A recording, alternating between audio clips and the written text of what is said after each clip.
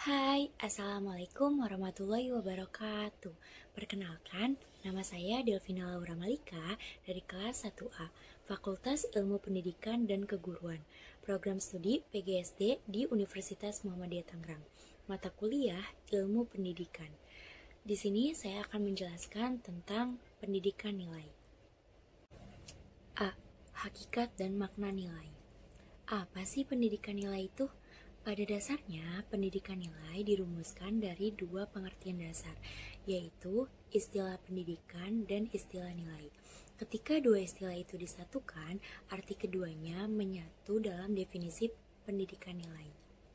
Pendidikan nilai yaitu proses pengajaran di sekolah yang bertujuan mengembangkan watak atau tabiat siswa dengan cara menghayati nilai-nilai keyakinan masyarakat sebagai kekuatan moral dalam kehidupannya melalui kejujuran, amanah, disiplin, dan kerjasama yang menekankan ranah afektif, yaitu perasaan dan sikap, tanpa meninggalkan ranah kognitif, yaitu berpikir rasional, dan ranah psikomotorik, yaitu keterampilan. Berikut ini adalah 3 pengertian nilai menurut para ahli. Yang pertama, dari Fraenkel. Menurut Fraenkel, nilai pada dasarnya disebut sebagai standar penuntun dalam menentukan sesuatu yang baik, indah, berguna atau tidak. Yang kedua dari Ahmadi. Menurut Ahmadi, secara aksiologis, nilai dibagi menjadi 4, yaitu yang pertama nilai mutlak, artinya bersifat abadi, tidak mengalami perubahan dan tidak tergantung pada kondisi dan situasi tertentu. Yang kedua, nilai relatif, artinya tergantung pada situasi dan kondisi, oleh karena itu selalu berubah. Yang ketiga, nilai intrinsik, artinya ada dengan sendirinya, tidak menjadi prasyarat bagi nilai lain. Dan yang terakhir, keempat, yaitu nilai instrumental, artinya berupa amal soleh, yaitu dengan indikator amanah, kejujuran, kesabaran, keadilan, kemanusiaan, etos kerja, dan disiplin yang dalam praktik kehidupan paling banyak dihadapi oleh manusia. Dan yang terakhir, dari Katsov. Menurut Katsov, nilai dapat dijawab dengan 3 macam cara, yaitu yang pertama, nilai sepenuhnya berhakikat subjektif. Yang kedua, nilai merupakan kenyataan yang ditinjau dari segi ontologi. Dan yang terakhir, yang ketiga, yaitu merupakan unsur-unsur objektif. Kemudian, ada 4 tingkatan nilai menurut Max Keller. Yang pertama, nilai-nilai kenikmatan. Dalam tingkat ini terdapat nilai-nilai keenakan yang menyebabkan orang senang atau menderita tidak enak. Yang kedua, nilai hidup. Dalam tingkat ini terdapat nilai yang penting bagi orang yang hidup. Contohnya yaitu kesehatan dan kesejahteraan umum.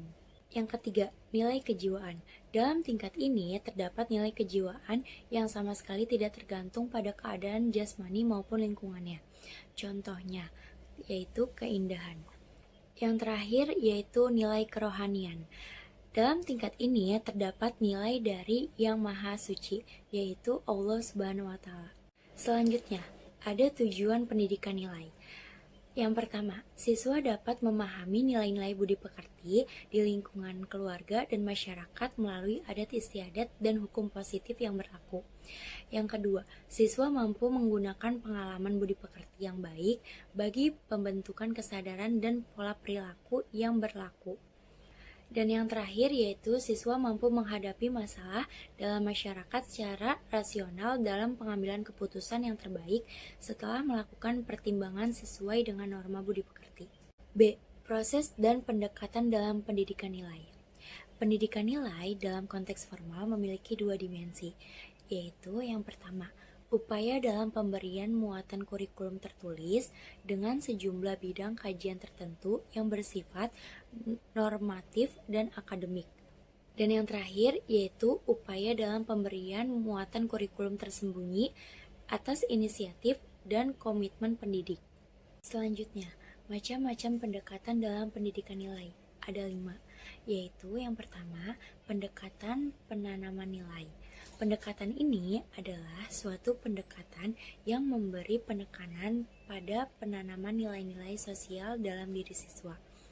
Tujuannya yaitu diterimanya nilai-nilai sosial tertentu oleh siswa dan berubahnya nilai siswa yang tidak sesuai dengan nilai sosial yang tidak diinginkan.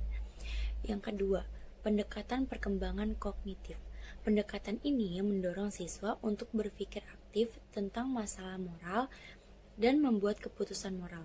Tujuannya yaitu untuk membantu siswa dalam membuat pertimbangan moral yang lebih kompleks, mendorong siswa untuk mendiskusikan alasannya ketika memilih nilai dan posisinya dalam suatu masalah moral. Yang ketiga, pendekatan analisis nilai.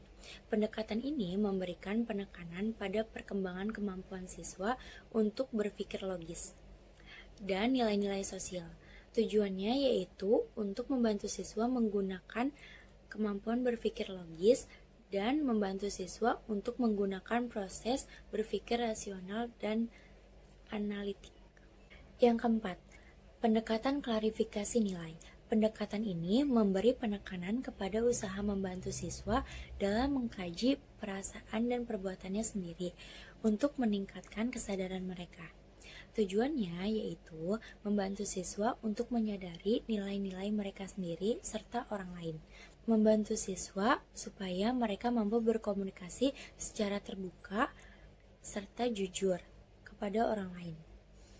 Dan membantu siswa supaya mereka mampu berpikir rasional dan kesadaran emosional. Yang terakhir yaitu pendekatan pembelajaran berbuat. Pendekatan ini adalah suatu penekanan pada usaha yang memberikan kesempatan kepada siswa untuk melakukan perbuatan moral, baik secara individu ataupun secara berkelompok. Tujuannya yaitu memberi kesempatan kepada siswa untuk melakukan perbuatan moral, mendorong siswa untuk melihat diri mereka sebagai makhluk individu dan makhluk sosial dalam pergaulan dengan sesama. Oke, selanjutnya ada pembentukan nilai pada anak. Dibagi menjadi 5 tahap. Yang pertama, tahap menyimak. Pada tahap ini, seseorang secara aktif dan sensitif menerima stimulus dan menghadapi fenomena-fenomena dan sedia secara aktif dan selektif dalam memilih fenomena. Yang kedua, tahap menghadapi. Pada tahap ini, seseorang sudah mulai bersedia menerima dan menanggapi secara aktif stimulus dalam bentuk respon yang nyata. Dan yang ketiga, tahap memberi nilai. Pada tahap ini, seseorang sudah mampu menangkap stimulus itu atas dasar nilai yang terkandung di dalamnya dan mulai mampu menyusun persepsi tentang objek. Yang keempat, tahap mengorganisasikan nilai. Pada tahap ini, seseorang mulai mengatur sistem nilai yang ia terima dari luar untuk ditata dalam dirinya, sehingga sistem nilai itu menjadi bagian yang tidak terpisahkan dalam dirinya. Dan yang terakhir yaitu kelima, tahap karakterisasi nilai. Pada tahap ini, seseorang ditandai dengan ketidakmampuan untuk mengorganisasi sistem nilai yang diyakini dalam hidupnya secara mapan dan konsisten sehingga tidak dapat dipisahkan lagi dengan pribadinya. Yang terakhir, C. Pendidikan nilai di Indonesia. Pendidikan merupakan hak asasi setiap generasi. Pendidikan merupakan sebuah proses pembangunan kerangka berpikir manusia sejak ia berada di permukaan bumi. Tujuan pendidikan ialah membentuk manusia yang cakap dan warga negara yang demokratis, serta bertanggung jawab terhadap kesejahteraan masyarakat dan tanah air.